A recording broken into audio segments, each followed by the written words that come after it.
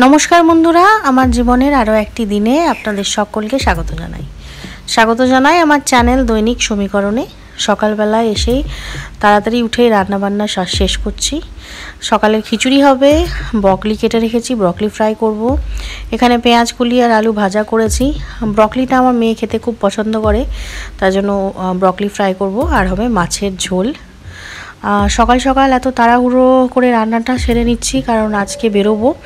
আজকে একটু যাব হচ্ছে নারায়ণপুর, কলকাতা নারায়ণপুর ভট্টাচার্যি অর্থোপেডিক হসপিটাল, যেটা orthopaedic hospital and research centre, যেটাকে হাড়ের হসপিটাল বলে আর কি। যে কোনো রকমের হাড় ভাঙা, পা হাত টেরা, মানে হাড়ের যে কোনো সমস্যা হয় ওই হসপিটালে মানে সেরে যায়। তো সেখানেই যাব আজকে দেখতে। তো এখন বাজে দুপুর 1টা, আর দেখতেই পাচ্ছেন স্নান টান সেরে খাওয়া দাওয়া করে রেডি হয়ে গেছি। মেয়েকেও স্নান করিয়ে দিয়েছি, একবার খাইয়ে দিয়েছি, আর এখন রেডি হয়েছি কারণ যাব একটু হসপিটালে। আমরা যাচ্ছি কলকাতাতে Narayanpur orthopaedic hospital and research centre. সেখানে আমার বোনের হাজব্যান্ডের দাদা, মানে আমার বোনের ভাসুর আর কি, আমার বোনের ভাসুর ভর্তি আছে, কারণ ওনার অ্যাক্সিডেন্ট হয়েছিল, যার ফলে পাটা ভেঙে গেছে, পায়ের লক খুলে গেছে না কিছু একটা হয়েছে, তো সে কারণে অপারেশন হয়েছে গতকাল। তো ওই কলকাতাতেই আছে, তো এত কাছে আছে, অবশ্যই আমাদের যাওয়া উচিত। এবং অবশ্যই যাবো কারণ আমার বোনের হাজব্যান্ডের সাথে আমার হাজব্যান্ডের খুব ভালো বন্ডিং, তো ওরা খুব ভালো ফ্রেন্ড আর কি। তো আর তাছাড়া অবভিয়াসলি আমার বোনের ফ্যামিলি, তো আমাকে তো যাওয়া মানে যেতেই হবে। তো সেই জন্য এখন রেডি হয়েছি, বেরোচ্ছি। আমাদের এখান থেকে মোটামুটি 1-1.5 ঘন্টা লেগে যাবে যেতে। তো এই এখন বেরোই, ফিরতে ফিরতে মোটামুটি সন্ধে হয়ে যাবে। তো যাই, গিয়ে দেখা করে আসি, দেখি কেমন আছে না আছে। তো যাই দেখি, চলুন আপনারাও চলুন। তো এই যে বেরিয়ে পড়েছি হসপিটালের উদ্দেশ্যে। এখান থেকে মোটামুটি ওই যে বললাম 1-1.5 ঘন্টা লাগবে।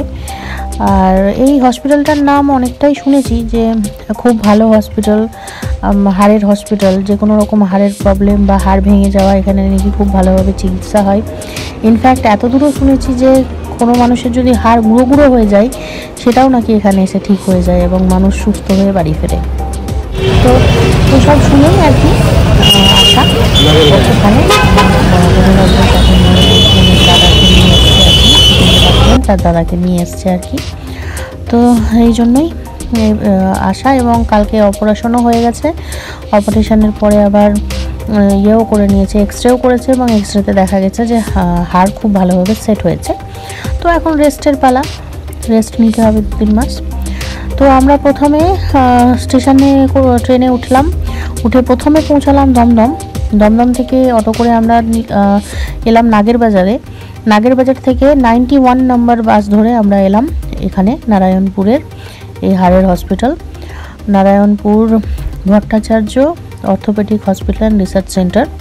তো এখানকার পরিবেশটা দেখলাম খুব ভালো, যদিও বা একটু দূরে, মানে কি অনেকটাই ব্যাকডেটেড মনে হলো আমার আসতে, কিন্তু একটু দূরে হলেও পরিবেশ বেশ ভালো, প্রাকৃতিক পরিবেশও সুন্দর এবং চিকিৎসা ব্যবস্থাও বেশ ভালো। ডাক্তাররাও দেখলাম টাইম টু টাইম এসে চেক করে যাচ্ছে।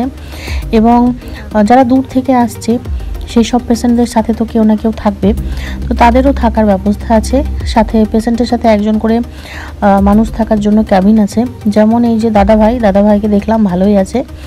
তো দাদাভাইয়ের সাথে আছে আমার বোনের শাশুড়ি, মানে তার মা আর কি, তো একই ক্যাবিনে আছে। তো এই আর কি, বেশ ভালো সুব্যবস্থা আছে এবং মোটামুটি খরচাপাতিও ডিসেন্ট, আয়ত্তের মধ্যে। তো এখানকার প্রাকৃতিক পরিবেশও সুন্দর এবং এখানকার চিকিৎসা ব্যবস্থাও খুব ভালো দেখলাম, এবং যতটা আশা করেছিলাম ততটাই আছে, সুন্দর, বেশ ভালোই। তারপরে এখান থেকে আমরা যাব একটা রিপোর্ট আনতে স্পন্দনে। তো তার আগে ভাবলাম একটু কফি খেয়ে নিই। তো আমরা এখানে কফি খেতে এসেছি, কফি খেয়ে নিয়ে বেরোবো। এবার যাব স্পন্দনে, সেখানে আমরা রিপোর্টটা নিব।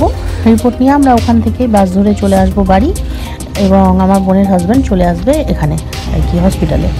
তো এই আমরা বেরিয়ে যাচ্ছি এখান থেকে, যাই দেখি, কারণ রাতও হয়ে যাচ্ছে, মেয়েকে বাড়িতে রেখে এসেছি। তো ওকে একা ওর ঠাম্মা দাদু বেশিক্ষণ হ্যান্ডেল করতে পারবে না, তো আর আমাদেরকে বাড়িও একটু ফিরতে হবে তাড়াতাড়ি। তো তাই আমরা বেরিয়ে যাব।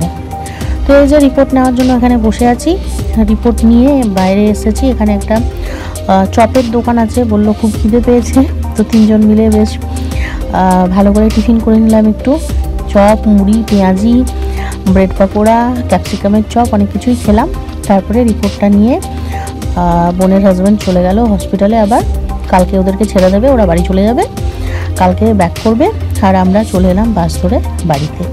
বাড়ি পৌঁছেছিলাম মোটামুটি 8টা নাগাদ। তো ব্যাস এতটুকুই। Thank you for watching.